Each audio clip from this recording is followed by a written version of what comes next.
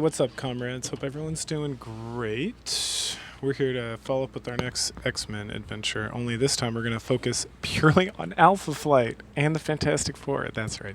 So, who is Alpha Flight? We're going to learn a lot about them here shortly. But essentially, if you've forgotten, they're Wolverine used to be a member of Alpha Flight. They're a Canadian superhero team led by Vindicator, who changed his name to Guardian here pretty quick. And they're like the Avengers, but for Canada. And so they have various team members. They're pretty fun. Not going to lie, they have a lot of interesting stuff going on. But their relation to the X-Men is that, well, two of them are mutants that we'll get to someday. Guess it'll be your job to guess at a later point who those people are. And again, they have a relationship to Wolverine, so they're kind of relevant. So we start off chapter 1, volume 1. What is this called? Issue 1. And Vindicator, who's James Hudson, is just thinking about the last adventures he had with Nightcrawler and Wolverine, and about how they stopped Wendigo and all that stuff, and then how he found out that Department H, which is some organization in Canada that I'm not familiar with, was going to shut down Alpha Flight. And then he's thinking about the Alpha team, the Bravo team, and the Epsilon team, and how what are they going to do and what's going to happen. And he's flying back, and he's just thinking about stuff. And then we see this crazy old man up in some tundra somewhere, and he's like drawing a picture of a giant monster or whatever, and he's saying some pretty crazy stuff. And then he starts casting some sort of spell. Meanwhile, we go over to Dr. Michael Two Youngman, MD, who is Shaman. Shaman is like a wizard, like a Doctor Strange type character, and he's got his grandfather's like bleached skull that he keeps with him. Meanwhile, we head over to this all-girls school in Quebec, which is like Frenchy, and so here we run into Jean. What's her whole fucking name? It's like Jean. There's Jean Paul and there's Jean, like Jean Marie, I think. Jean Paul, Jean Marie. I think it's Jean Marie. Anyway, they're twins, and they're members of Alpha Flight. They're Aurora and North Star. Right, get it? Jean Marie, yeah, that's what it is. So they're talking. Jean Marie is like, I am not Aurora. That person's a hussy. I'm here. I'm teaching. I'm very conservative looking and all this stuff. So we start to get the idea that she's got like a split personality issue going on. And John Paul is trying to convince her to come back and stop being so crazy. And he like tears off her glasses and makes her look in the mirror and like is like, you need to wake up and realize who you are and all this stuff. And then he's like super mad. He hates the Canadian government. He hates James Hudson. But he also appreciates James Hudson because he's the one who brought them together in the first place, I guess. We'll get that story later, hopefully. Anyway, looking in the mirror and having her brother yell at her, Jean, I'm just calling her Jean Marie. Jean faints and is on the bed. All right, cool. So then meanwhile, we go to the Hudson estate, which is just like an apartment in Calgary, no, not Calgary. Calgary's in Alberta. Ottawa. Yeah, which I think is the capital of Canada. It's not like Toronto. I think Toronto's like a New York City kind of situation. I'm not Canadian, so please forgive me. Anyway, but it's Heather, his wife, and she's a babe, redheaded babe. Wolverine had a crush on her. There's a whole thing about that. Anyway, so he comes back. They like do some smooches. And then he sees that there's some crazy thing going on up north after he's like, I don't know what I'm going to do with my life, something. Maybe I'll keep Alpha Flight going. Maybe I'll do whatever. And then he sees that and he's like, I got to go now, girly. And she's like, get him. And then she like opens and she's like, he can't do it by himself. So she opens like a secret passage they have in this like apartment they're renting. And he's got all these like cards to like summon Alpha Flight in like his secret like processing chamber or whatever, his secret like area. And so she shoves all the ones with gold around the edges, which is like the Alpha team. And there's two she doesn't recognize. So she's like, oh, they must have been talking about bringing him up from the beta team. Awesome. Sounds good. So at this point we flip back. Yeah, this is an origin story across the board. So, not origin, but like the origin Alpha Flight. So then we flip over to somewhere else in Canada, Toronto. So Toronto, and then we meet Puck. Puck is this like midget who's super strong and beefy and handsome and charming, and he's got super strength and he likes to do these like cartwheels and stuff. And so he gets like the summons for Alpha Flight, and he's like, hell yeah! So he beats up some guys who are harassing one of the waitresses at the bar, and then heads out. Meanwhile, we meet. We're out in Newfoundland, which is northeastern Canada. We see this green-haired, green-skinned woman. She's being approached by this gentleman, and they're chit-chatting, and he's like, oh, hey, so Alpha Flight called. Here's your little amulet. And she's like, awesome, sounds good. So she tears off her clothes and is wearing, like, a leotard of some sort, puts that on, and dives into the water. So she's clearly some sort of, like, water person. Then it's like elsewhere in like British Columbia, like all over the fucking place here. Canada is a big fucking country too. So the fact that these people are all going to like meet up at any time, any reasonable amount of time is insane. But whatever. we see this handsome blonde-haired guy who's kind of ripped, and he's like, he gets the call, and he's like, hell yeah, let's do this. And he's a professor of some sort. Walter is his name. And he transforms into a Sasquatch, so he's kind of like a Hulk-style character. And then north again. Like super far north, we run into a snow owl that transforms into Snowbird, who is kind of like, I don't know what to compare her to. She's like a magic / like alien / like a Thor style character, but like for Canadian northern shit. Anyway, she rolls up, she sees like the tundra, and she's like, oh no, it's Tundra. And she sees the guy who was summoning this creature Tundra. And Tundra is like one of the old beasts. There's like 7 beasts in some sort of mythology that they're either making up or comes from Aboriginal stuff, I'm assuming. Or not Aboriginal, what do they call it in Canada?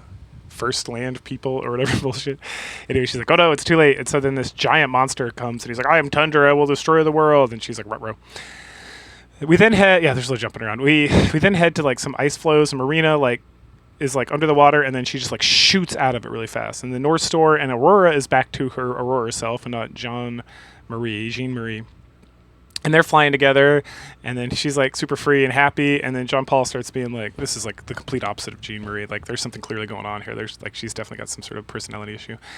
At some sort of like all the way back in Toronto, Puck gets into it with some sort of guard, and that's the last we see of him for this issue.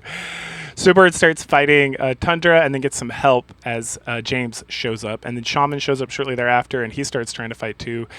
They're having like a little bit of a struggle session because the Tundra can keep regenerating from like the tundra, like the actual ground, and then Sasquatch like airdrops from like a helicopter or something. I don't know how that happened, but I guess that's how he got here. And he starts tearing pieces out of Tundra. He gets knocked off, and the North Star and Aurora start circling around and causing problems. And then Hudson identifies, okay, the way we beat this guy is we just got to tear him apart completely. And so then Shaman creates this like massive rainstorm while North Star and Aurora keep circling around, destroying pieces of it. And then James is like, all right, we almost got it. We can do it again. And then Shaman's like, I don't have any more. There's no more like moisture in the air. Okay, sure. And, and all of a sudden Marina shows up with like this giant burst of water. And then James is like, that should be enough. So he goes up and grabs her. And then Shaman causes like another outpour. And then like everybody attacks the thing and like dissolves it completely and destroys the Tundra. And it's like, hooray, we did it. Alpha Flight won the day. And then it says 12 hours later, back down in like Calgary. And it's like, the fuck? They must be going hella fast, man. Anyway, we see James and Heather are like hosting the Alpha Flight. So we got Aurora, North Star, Sasquatch, Shaman, and what does she go by? Snowbird goes by something. And Marina, and then they get a knock on the door, and it's Puck, and he's like, I'm here, hooray! And then they get into like semantics, and that's the end of the story. There's like shenanigans ensue, which leads us to episode 2, or issue 2. So the Alpha Flight hasn't been together for a while, and now they have 2 new members, which are Puck and Marina. So they're all practicing. They're doing like some war games and seeing what each other can do, and they're like laughing and rolling around and having a good time. Snowbird can't be there because she's got like a job as like a fucking corporal in like the Canadian Army at some outpost up north, like some crazy bullshit like that.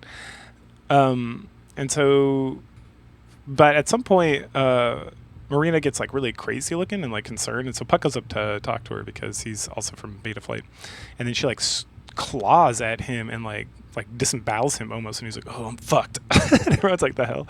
And then she dives in the water and swims off, and then North Star and Aurora go after her, and they're super fast, but she like had a good head start and she went super fast as well. So then they all like, oh, we gotta get going, and Shaman's like, this guy needs like a real doctor, so I gotta go like not be Shaman, I gotta be the other thing.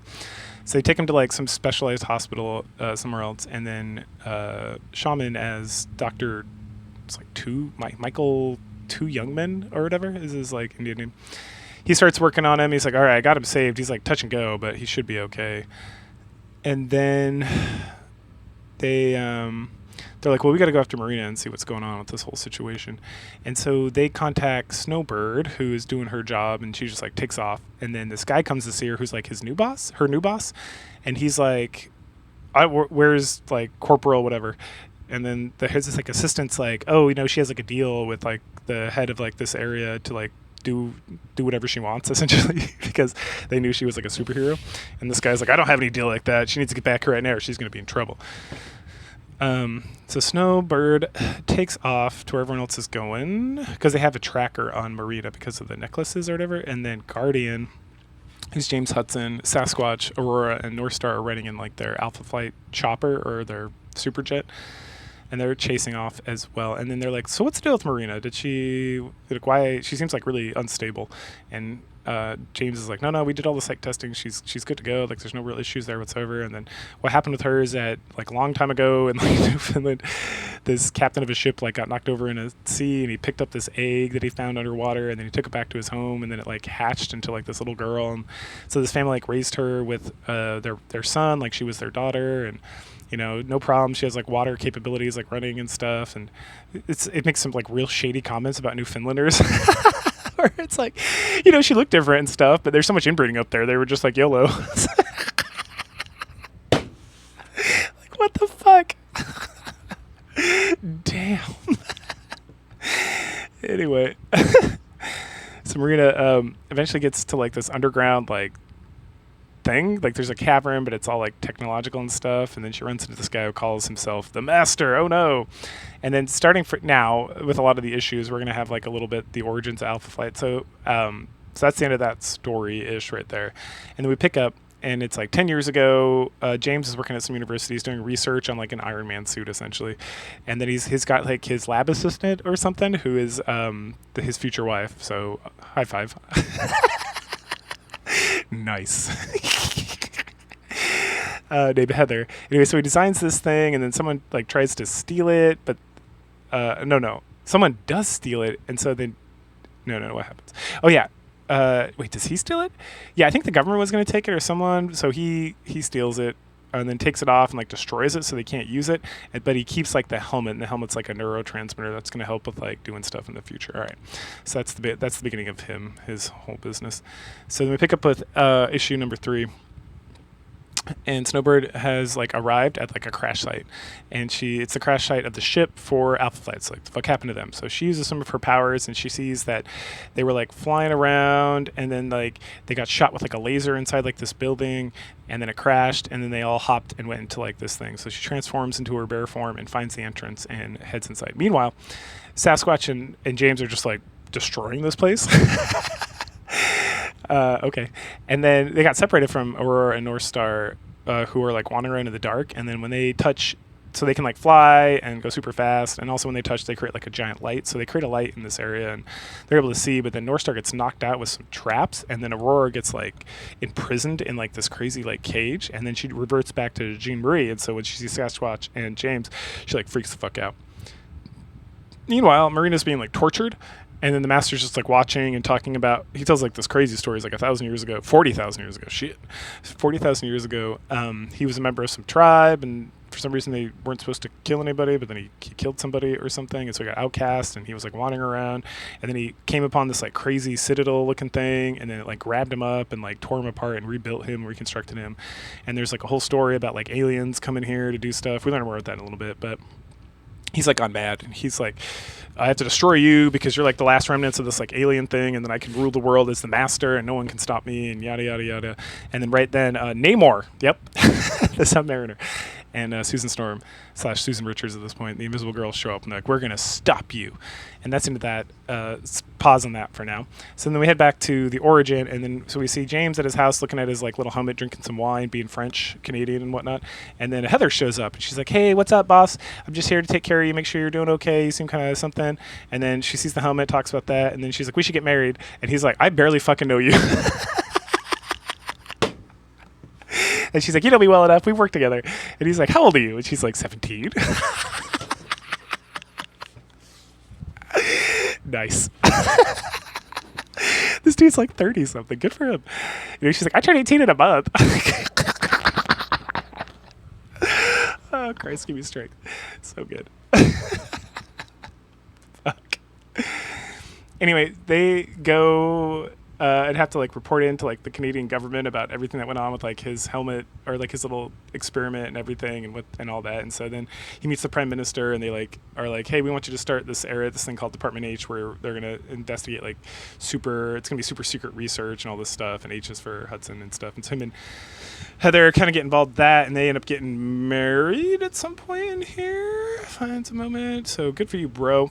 And this is we get like a short like, oh, and I found Wolverine, and that whole Wolverine thing took place here, and then we learned about superheroes, and so he's like, I want superheroes in Canada because there are superheroes, and the Avengers have popped up finally, or the Fantastic Four, because Fantastic Four are like the first superheroes.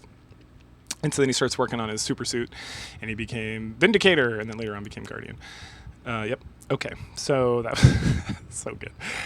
So then we take a little detour to Fantastic Four to figure out how Sue Storm and Namor got involved in this whole situation. So we get Namor, he's just flying around doing like Atlantean bullshit. He hears about some crazy nonsense and he goes to check it out, and then like he passes out. Meanwhile, the Fantastic Four are minus Reed Richards are like fighting one of Galactus's heralds.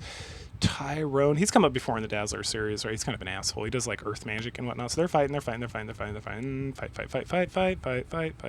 And then Sue sends off like a signal flare to get like Reed Richards to get over here. And then Doctor Doom is like watching from nearby, and he's like, it's my time. So then he wanders over, he blasts Tyrone, they start getting after it. So he's like helping the Task Force, and then he gets like blasted pretty good. And then Doctor Doom's like, I have overplayed my hand. And then thank God for everybody involved, the Silver Surfer shows up, and he's like, fuck you. Him and Tyrion, they start fighting. There's a lot of fighting in this. It's pretty good, actually. So they fight. Doom's like, now it's time to execute this plan. I was waiting. I wanted to do it later, but I guess I'm doing it now. And then, like, random people start just, like, arguing for no reason. Anyway, so then we get more fighting with Silver Surfer and Tyrion, and then Tyrion does this, like, super blast and explodes everything, and, like, Sue Storm is able to, like, barely protect them. She's pregnant with Franklin at this point, I think, because someone mentions her pregnancy, and she's like, no, I'm okay. And it's like, girl, you should not be doing this shit if you're pregnant. The fuck? Anyway, and they go to check out the explosion. Looks like Tyron's dead, but then Silver Surfer also looks dead, but no, he like comes up, and then they find Doctor Strange's mask, and they're like, oh no, or sorry, Doctor Doom's mask, and they're like, oh, is he dead? And like, no, it's just his mask. Who knows? He's probably around. Maybe he's dead. Who cares? Anyway, so then Sue takes what's this guy's name? Jor-El? Or Norrin Radd, that's right. Jor-El is like Superman. Norrin Radd to go recover in the Fantastic Four building from like all the injuries. And while she's looking around for Reed, and she's like, he didn't even cook his fucking lasagna. Where is that motherfucker?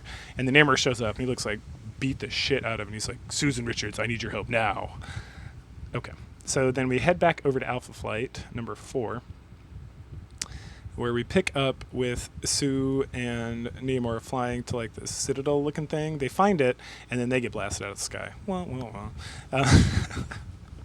So Namor sees it, and she's like, whatever. And then she like turns back into her human form and heads inside. Meanwhile, Sasquatch and Hudson are still dealing with Jean-Marie, who is not Aurora, and they're having like a real tough time because she's like it's like multiple split personality disorder.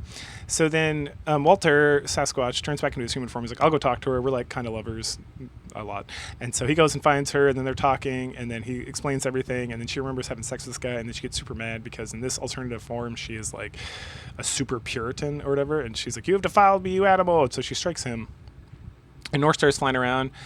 James finds him, and they start just blowing the shit out of the place. Meanwhile, the Namor and Susan obviously survived the explosion, and so they head down. They're talking about the fortress and everything, and then we go back to the Master and Marina, and they're like chit-chatting about the thing. So apparently there's this alien race that sends out like colonies, ships, and when they land on Earth, land on a planet, they summon whatever all the species, and whatever species gets to the ship is like the dominant species, and so then they send out like eggs to like populate with and then that's how they like take over planets. But on Earth, the ship got like damaged after like 10,000 years of flying around, and so the eggs got sent out early without doing whatever, and then most of the eggs died except Marina, and then because her like programming in the egg or something was to like, it's like a duck, right? Or like a little bird. So if like you hatch the duck egg, it's going to attach to you as a human, even though you're not a duck, right? That's like the whole thing. So she attached to humans, became very humanistic and whatnot.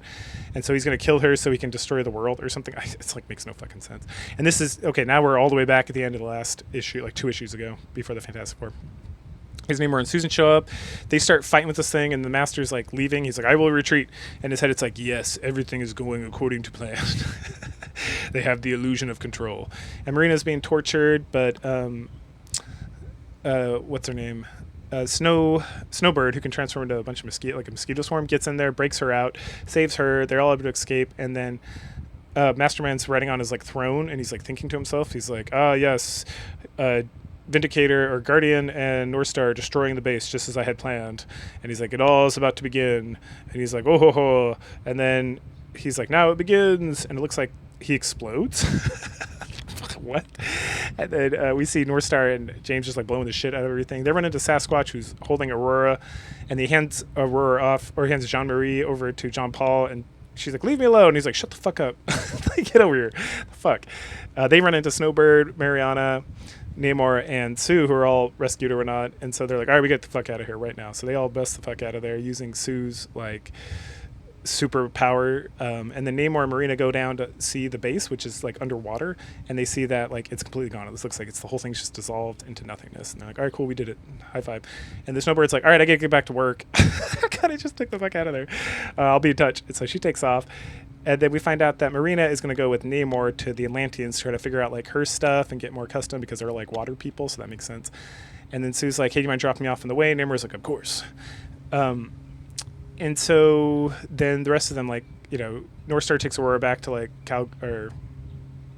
Alberta. No, not Alberta. Quebec. And then Sasquatch and Hudson go back they go to Newfoundland first, because they're going to meet up with Mariana's like adopted brother / boyfriend, because incest is the best, I guess. And they tell him the bad news that she's not coming back, and he's all sad eponymous about it. Wah, wah, wah. So whatever happened to Puck? Okay, so he's alive. He's doing all right. So the next issue is kind of like a come down issue. So that was like a pretty intense a series of events, right? So in comics, much like manga, there's like all these major arcs, and then you kind of have like an issue or two of just kind of like chilling, so people can take like a breath, even though there's still some adventures. So Michael or Shaman in his Michael form and Puck are like hanging out at the hospital. Puck's like charming all the nurses. They're like are in love with him and flirting with him and stuff. And the nurses keep coming and give him like sponge baths, and he's like tee hee hee. He's still in a lot of pain though. He got like really fucked up, and he doesn't have any supernatural healing or whatever. So at some point in the evening, he needs drugs to like, you know, fall asleep. So he goes and he finds a nurse in the supply room, and it's like shady as shit. So he's like, I need to look into this. It's kind of shady. So he does some investigating and finds out that there's been like some messing around with the drug supply, and he decides he's going to go tell the head of the hospital. So the head of the hospital, chief administrative office. Yep, chief administrative. So I assume this head of the hospital. And then he makes a deal with him that he's going to look into it, and the security is going to kind of turn their back on, kind of figure out what's going on. So Puck transforms into his Puck. He just changes his costume, and then he goes and tracks down. He sees the nurse doing a drug deal with the drug dealers. He tags along, follows them out there, beats them up. And then he almost like dies, because, you know, he's doing all these acrobatics and superpower stuff, and he's like cut the shit up and like barely holding together. But he's able to call for help right before he like dies. And so they take him back to the hospital. The sergeant thanks him, because this is like a whole dope ring they've been working for years to try to figure out. And so he was able to bust it up, and he's super excited about it. And then as the sergeant's leaving, the doctor tells him like, "Oh, Puck's not going to make it through the night. Unfortunately, his injuries are too strong." And then sergeant's like, "Oh, that's too bad. He seems totally healthy right now." Dun dun dun. Anyway, so doctor goes back in there. He's about to give him like a really intense sedative, and Puck knocks him the fuck out and finds out that it's not a sedative, like a drug to help him feel better, like a painkiller. It's insulin, and if he overdoses on insulin, he'll die, and there'll be no way to like track it or something. And Puck points out that this guy's the leader of like the junkies, and that he's gonna go to jail. So he knocks him out and calls the sergeant, and like the doctor gets arrested and saves the day. All right. Back to the origin story. So this time we're focusing on Michael, two young men. Yep, two young men. That's his last name. So he's talking to Grandpa, two young men, who's like dying, and he's talking about how Michael needs to take over like the shamanistic abilities, because it's got to go from like father to son, and his dad died in like Nam or something. And then Michael's like a doctor in the modern day, and he's like, I don't believe in your witchcraft bullshit. Like, I want nothing to do with it. And then his grandfather's like, oh, he's gonna regret that, which he does. So he heads back, and he sees his daughter, who's playing with Heather. It's Heather McNeil when she's younger. Awesome. That's fantastic. They're all related. Everything's related. They're all up in Calgary. Apparently, Heather is Mormon, because she comes from a family of like 45 people in Calgary, and that is literally the Mormons. So that's fun. That's I don't know if that was intentional, but that's literally what she is. So she's chit-chatting, and she wanted to get married at 17. Oh, that makes so much sense now. Holy shit. God damn, it does. Oh, man. That makes so much sense. Oh, fuck. Anyway, okay. So... All right, cool. So she's like the babysitter for the little baby, two young men. All right, so what's going on? Oh, so Michael's wife is like dying of something. Like, she's like on her deathbed. He's a doctor, so he's gonna do everything he can to help her. He's unable, even though he promises his daughter that he'll find a way to save her. And so once the mother dies, the daughter wants nothing to do with him. She's like 10. and she like loses it and is like, I hate you forever, I hate everything, I don't want to speak to you again. And so being a good Mormon house dad, the Mr. Ramsey, his name's even Ramsey, get the fuck out of here. This is definitely Mormon coded. Anyway, says that his family will take care of him, and he's like, bro, you already have like 8 kids. He's like, nah, it's no big deal, man, we're Mormon. And so I guess he just like raises the Michael's kid forever, because we find out more in the next issue about that whole situation. And so Heather helps out with that. And that wraps up issue number 6. All right, damn, we're cruising. All right, so issue number 7, which is the last in this like initial Alpha Flight core, is called Snowblind, and it focuses on Snowbird. And she's back, and she's getting in a lot of trouble. In fact, she gets thrown in jail for not telling this guy where she's going and not giving her information.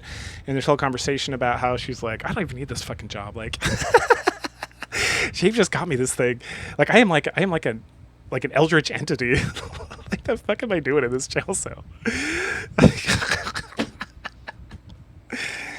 Oh, it's so fucking good. Anyway, meanwhile, these guys doing something somewhere, like drilling for oil, and then they unleash, of course, like another beast. So there's 7 beasts, remember? So the first was Tundra. This is Kolomak. And so Snowbird, who's an eldritch entity as well, she like is sitting there just thinking about like, why am I here? Like, what am I doing? And then she senses Kolomak. That's his name, right? Kolomak. And so she bursts the fuck out of there. And then her buddy Doug, who was getting her some blankets so that people don't look, she could have like some privacy in her jail cell, is like, the fuck? Meanwhile, we go to James for some reason, and he's just like chilling around, being Captain America for Canada and loving life. And he's going home and he's eating some like delicious food, and he sees a note from this oil company, and he opens it up and he's like, holy shit. We don't learn anything about that in this issue. So that, I mean, someday we'll get back to Alpha Flight, I'm sure, but it's not going to be soon. Anyway, so Snowbird, she shows up, her and Kolomak start fighting, and then we get this like fucking awesome, like 6 pages of combat that is all just it's all just boxes of text, because Kolomak like turns the whole thing into like a snowblind, and so we just get descriptions from like of the two of them like arguing and fighting, and she's like thinking about what she's doing and how she's gonna fight, and she's like trying to control her animal aspects and everything, and it's just like white panels. It is so fucking good. The fuck, like I was like, man, I'm really into this. This is so great. And then it gets to the last point, and finally she's like, I know how to beat him, and then it's like rumble, and then the snow starts to like, the whiteout slowly fades away, and we see her just like resting against a giant pile, like a mountain of stone, and she's like breathing heavy, and it's like, fuck, I buried him again, thank God. And then the oil guys who released Kolomak in the first place were up, they're like, hey, our bad. So thanks for taking care of that. And she's like, yeah, no problem, just cover the whole thing in concrete. And she's like, then she uses some sort of like phoenix magic, like she literally looks like she sets herself on fire, and then she's like, I am whole. And then she flies off, and she's thinking about how the beasts are coming back, and if the beasts are coming back, that may mean that her kinsmen, the gods, are coming back, and then that might change everything, and that might be the end of Snowbird, and that's the end. And so we wrap up this little arc with the final, or the conclusion of Michael's origin. So it's been like 10 fucking years, and he's just out in like somewhere in Calgary. Yep. No, he's out in Alberta. He's not in Calgary anymore, and he's just like living on his own, thinking about shit. Not hanging out with his daughter, taking care of his kids or nothing. And then he like comes back to his little cabin, and he remembers like everything that occurred in the last issue, and then how like this lady like brought him this bag that was from his grandfather, and so he opens it up, and it's a bleached skull with a bunch of like gems on it, and he's like, the fuck? And then this like ghost of his grandfather pops up, and he's like, finally, shit, son. What have you been doing this last 10 years? And he's like, it's time for you to train to be a shaman. And Michael's like, whatever. And he's like, pick up the skull. Underneath the skull is the medicine bag. Now pull out some pine needles. And he's like, there's no pine needles in here. And he's like, you have much to learn. And so then we I like this so much more than I thought I would. And so then we just get shots of this like beautiful Indian man like running around in the woods, standing under a waterfall, like meditating and stuff. And his grandfather's like, it is about time. You are ready. Now pull pine needles out of the medicine bag. And then he does. His grandfather's like, yes, it's time for me to go. And then it's like, meanwhile, out in Greenwich Village, we get Doctor Strange talking to like his master, and they're just like, look, the ancient shamans have returned. And then Doctor Strange is like, yes, he may be one of the greatest shamans of all time for his people. And that wraps up the initial Alpha Flight arc, which was a delight. Like, I thought it'd be bored as shit, but that was pretty fucking good. I think Jim Shooter wrote this. He's so fucking good. Let me take a look at this. Hold up. Jim Shooter, fucking amazing. Who wrote this? John Byrne. John Byrne's good too. Shit. No, Jim Shooter is. Yeah, he's around. It says he's a guiding light. Whatever the fuck that means. Marvel. Jesus, Marvel. Did he do the first one? Hold on. I thought Jim Shooter wrote some of these. Maybe not. Maybe just came up with the created by John Byrne. Yep. John Shooter was just the he was the CEO at the time. Okay, that makes sense. Yeah, John Byrne's good too. Fuck yeah, John Byrne. All right. So yeah, that was excellent. Go ahead, like, share, subscribe, comment, and I'll catch you guys later. Bye.